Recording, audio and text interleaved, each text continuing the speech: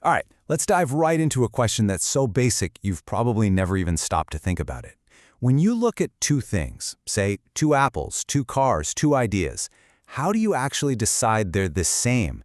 You might think the answer is simple, but, well, let's pull on that thread. I mean, really, take a second.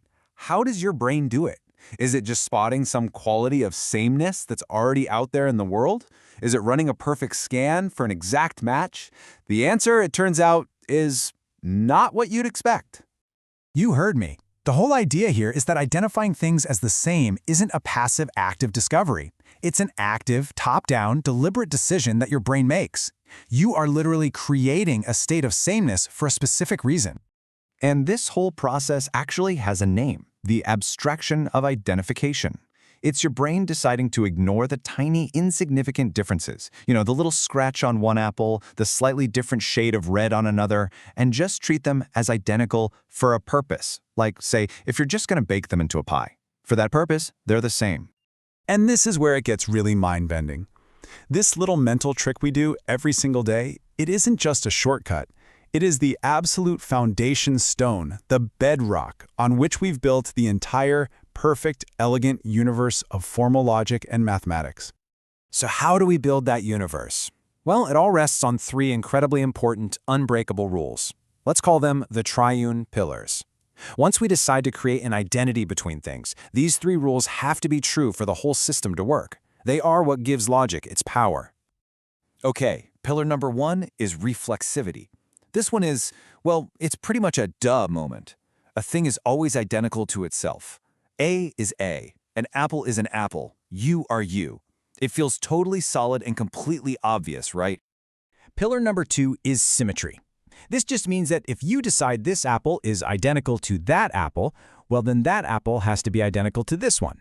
The relationship goes both ways. Simple enough, no tricks here. And then we have the third pillar, transitivity. Now this one is the real workhorse. This is the rule that lets us build long, powerful chains of reasoning. If A equals B and B equals C, then logic absolutely guarantees that A has to equal C. It's the glue that holds all of logic together. So we've got this beautiful, perfect, clean world of ideal logic on one side.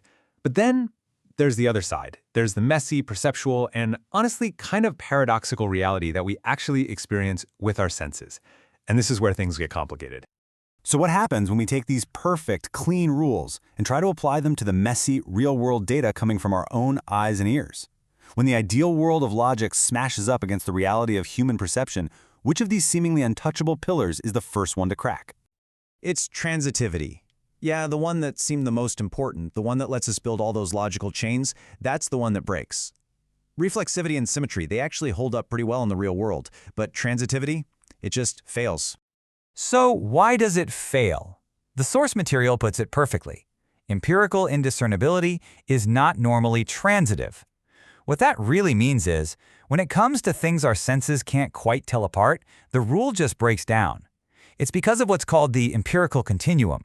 Those smooth, gradual changes in color, sound, or texture we see all around us. Okay, let's make this super concrete with a classic example. Imagine you looking at a line of color swatches, each one just a tiny bit different from the next. Now compare color A to color B right next to it. Can you tell them apart?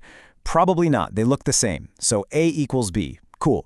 Now do the same for B and C. Again, indistinguishable. So B equals C. Now logic demands that if A equals B and B equals C, then A must equal C. But then you just look with your eyes at color A and color C, and they're obviously clearly different. Transitivity failed. The logic led you to a conclusion that your own senses tell you is wrong. So, what's the big takeaway here? This failure is a huge deal. It basically draws a boundary line, a border, between the perfect world of abstract logic and the messy world of our own perception.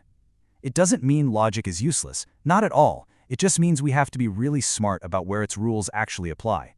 Our systems of knowledge, what the source calls our gnosological universe, are incredibly powerful models, but they're a map, not the actual territory. And that just has to leave you wondering, right? If a core pillar of something as fundamental as logic can crack when it hits the real world, what other perfect systems that we rely on in our science, our economics, maybe even in our own beliefs, are a lot more fragile than we think?